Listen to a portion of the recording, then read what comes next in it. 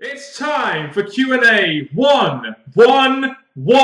That's right, Q&A number 111. And you guys all know the drill with regards to sending in questions, etc.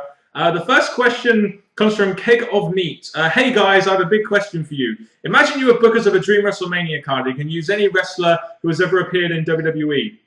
Pick one of these match spots. Now there's a tag team match spot, a mid-card title match spot, a marquee match spot, and a main event spot. And we've got choices of matches, which I'm guessing he wants us to pick the best match. The tag team match, we have the New Age Outlaws versus the Outsiders, Orton and Sheamus versus Wade Barrett and the British Bulldog, or, I think this is the obvious one, the Hardys versus the Dudleys versus Edge and Christian versus Legion of Doom in a TLC match. I think that's the one I'd pick.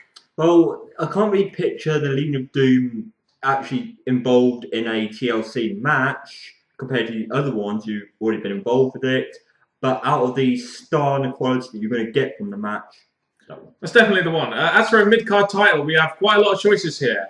Y2J versus Chris Benoit for the European Championship. Goldberg versus Ryback for the United States Championship. Yes, I should have said Lord Voldemort, but I forgot. Trish Stratus versus Lita versus Beth versus China versus Karma versus Fabulous Moolah in a six-pack Women's Championship Challenge.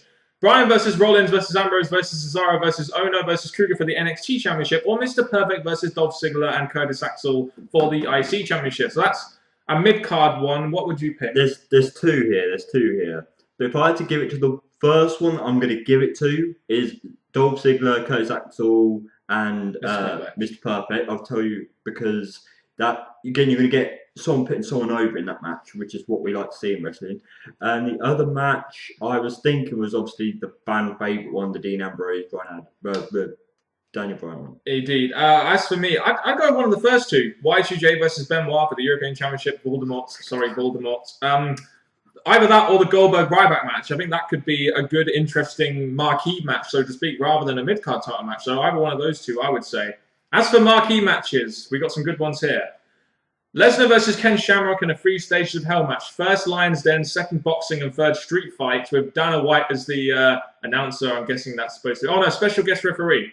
Randy Savage versus CM Punk, ladder match, World Championship. Big Show versus Andre the Giant, or Cena versus Bruno. Man, I can't really pick. I can. Go on. I'm going to go with Savage and Punk, just because you can picture them diving off the top of the ladder, doing all these great spots, and best in the world versus someone that could have been best in the world. I think Big Show versus Andre would be a really good marquee match. I really do. As for the main event, Triple H versus Flair, I Quit match, Rock versus HBK, Taker versus Sting, Hell in a Cell, or Hollywood Hulk Hogan versus Austin, WWE title, Last Man Standing. I know which one I would pick. I felt like I've got mine there. I really, really do, but there's two that have clashed, but I'm going to go with the one that I don't think everyone's going to go for, and that is Rock and HBK. Rock versus HBK would be a really good match, but the one match we've never seen, as well as Rock versus HBK and Taker versus Sting and Hell in a Cell, Hogan versus Austin, arguably the two biggest stars of the wrestling business in a Last Man Standing match, would be the main event in my opinion. Cena versus Bruno wouldn't be a bad main event either. So yeah, that was an interesting set of questions we got there. There was loads of great matches in there. It was kind of hard to pick at some points. Ambrose Freak 95. What are both your thoughts on the Orton Kane Bryan feud that took place around May and June? I felt it was the first decent upper mid-card feud WWE had put on TV in quite some time. I'm guessing this was the whole Team Hell No and Randy Orton being put in there. It was basically used as a device to put Bryan over in some way, wasn't it, really? Well, I kind of liked it because first you had Daniel Bryan and Kane as a tag team and then pairing them off on their own, bringing Orton to the equation, someone that is at a point in his career, just like Cena should have been a while back, to put other talent over. So now you've got that feud. So I think they did brilliant with this. Yeah, I mean, it wasn't like the best feud ever or anything, but it was Randy Orton kind of putting over Daniel Bryan in the sense that he's going to be going after the WWE Championship, which was a good thing. Mr. TNA 2005 always gives us interesting questions here at the British Fist. If you'd be at Raw in the crowd, Kane and Triple H for NJ, The Rock for Dan, would be heel and cut 10-minute heel promo, what would you do? Cheer him or boo? I'd boo the self-proclaimed TNA 2005 because I'd understand he is a heel and I would surely love the promo. So would you boo, I guess this whole thing is, if they were heel, would you boo them or would you cheer them? No, Triple H is one of the greatest heel, and Kane, what the hell? He's the Monster Gang, come on now. If Rock was heel, I would still cheer because I think his heel work back in 2003 exactly. It was brilliant. We couldn't boo these because we're fans of them. If you'd had a chance to take a move or finisher safely from a wrestler, from who or which would that be? Safely take a Rock, a people's elbow. I'd take a people's elbow. So take a move as our own. No.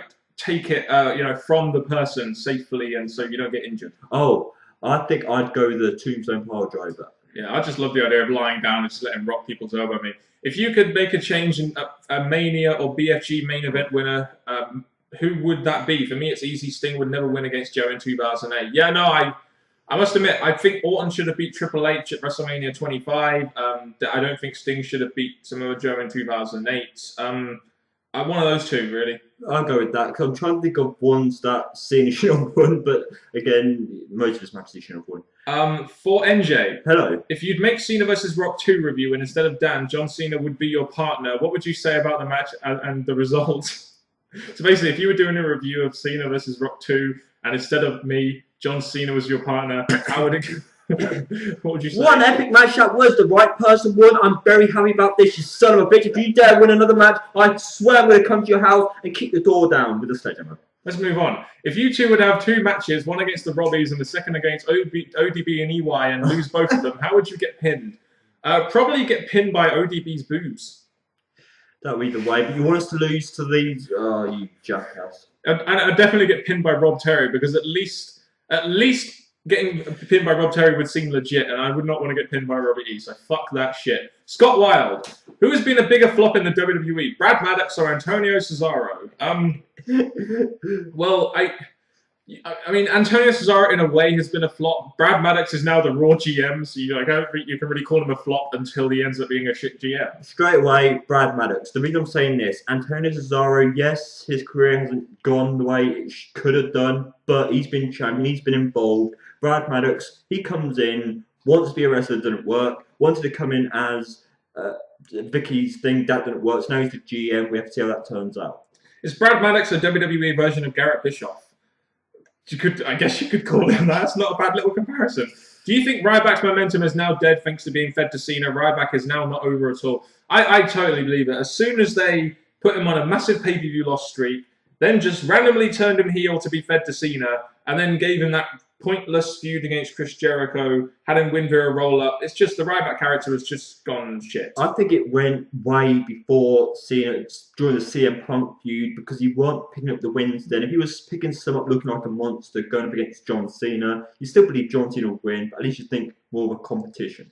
Either way, the character's pretty ruined, in my opinion. Especially as a heel. A heel, why even do that? John Leslie Reed. When do you think Paige will debut, and do you see her being paired with a superstar? I think Paige should debut at some point soon. I have a feeling they'll probably debut her in 2014, maybe after WrestleMania, as I believe she is now the NXT Women's Champion. So maybe sometime in 2014. I think we are going to need some new divas in there at some point. And Paige is the top one I believe they could bring through from NXT. When I look at Paige, we do need, again, definitely, still, even with AJ as the involvement as top of WWE right now, we still need others to come in to build their way up. So I think Paige needs to come in soon. Even though they're random teams, do you think Magnus and Joe, along with Morgan and Crimson, should reform teams given how much the tag division is lacking? Now, this would have been asked before Morgan and Crimson got released from TNA and before Magnus and Joe were part of the Main Event Mafia. But I guess Magnus and Joe are kind of classed as a tag team because they're in the Main Event Mafia in a faction. Morgan and Crimson wasn't a bad tag team, but ain't going to happen now. They've both been released. Morgan and Joe, yes, they can go and continue being friends and stuff because we've seen them feud. Now they're back to the tag team again. Go with that. And it's funny how like James Storm and Gunnar have been tag champs. We haven't really heard too much from the tag team division. It is kind of going dead in TNA, in my opinion. Do you think Christopher Daniels will ever get a TNA World Title reign? No.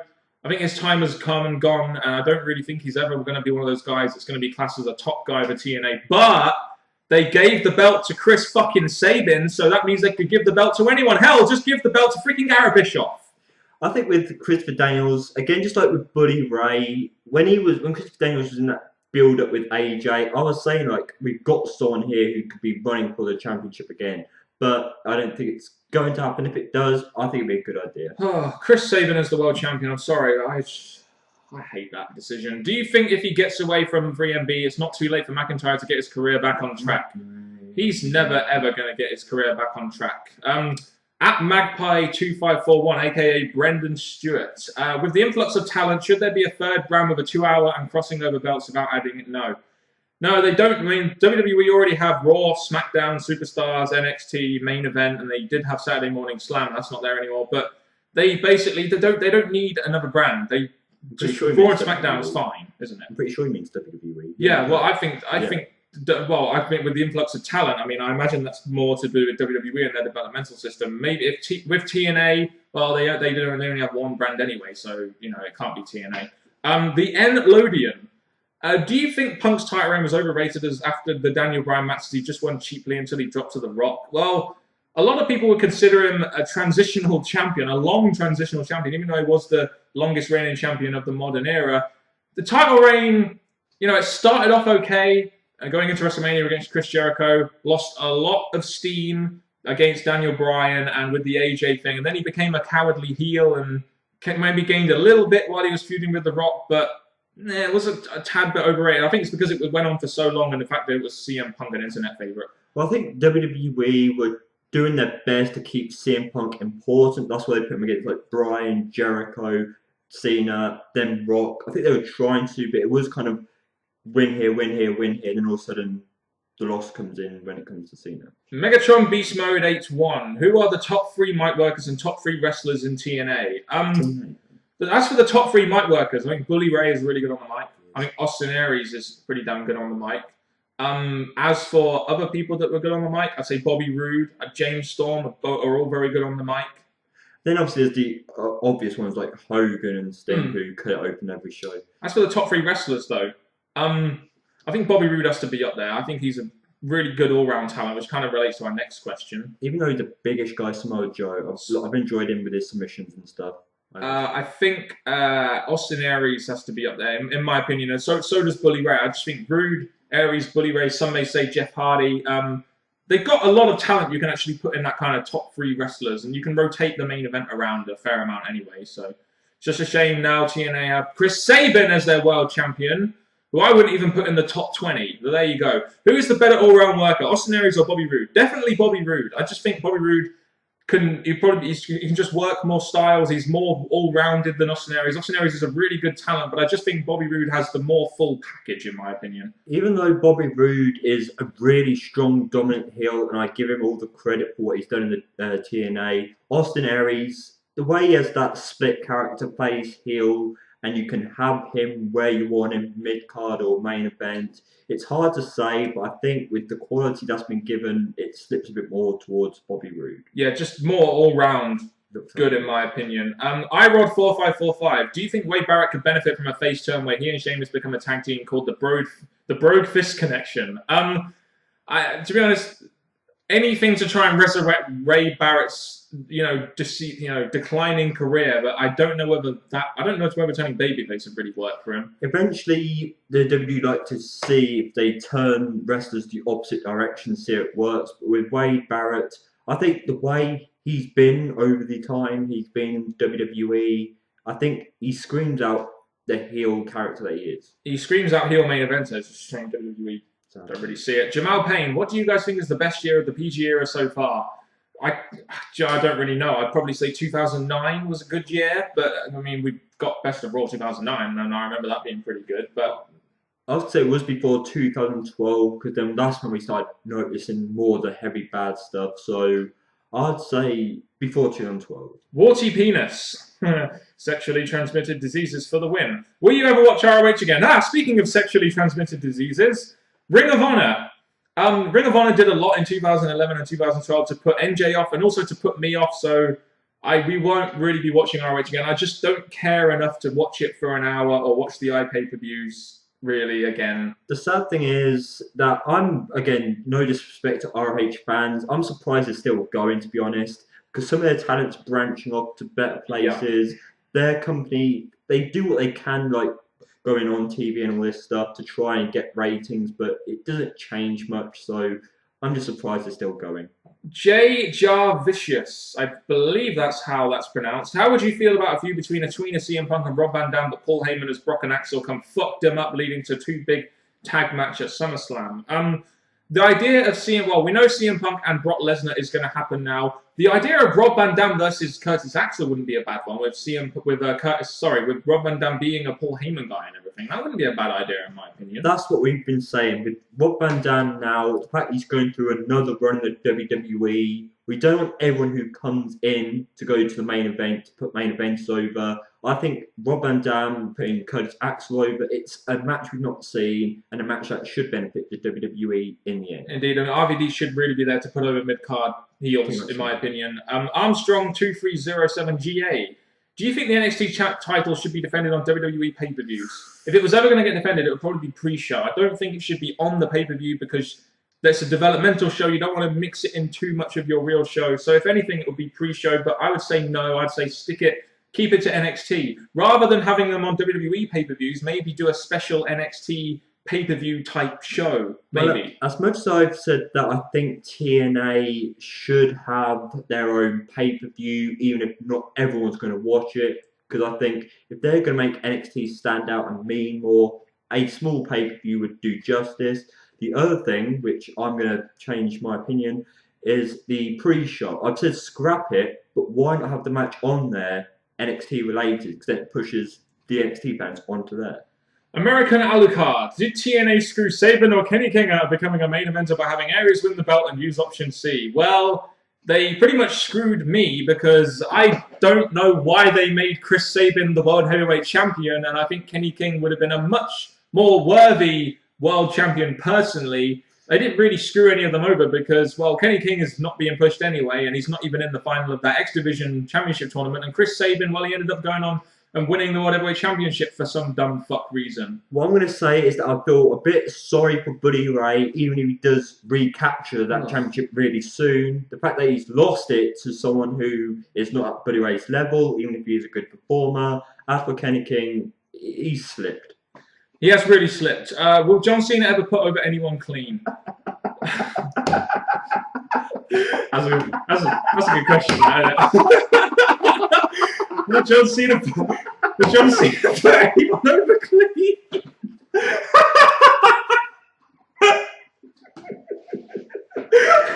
I tell you what, watch SummerSlam when he plays Daniel Bryan, then we'll see.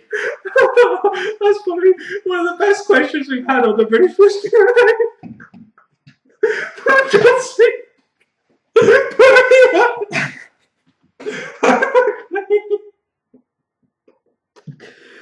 Oh, good question if you were to finish it here. Okay. Wow. There's one more. Is there anyone in ROH that you feel is ready for WWE now, besides Mike Bennett, obviously? No. Two good questions. ROH have good talent wrestlers, but nothing at WWE's level. Oh, maybe Kevin Steen, but they'd have to PG up his character. I wonder if John Cena would put him over clean.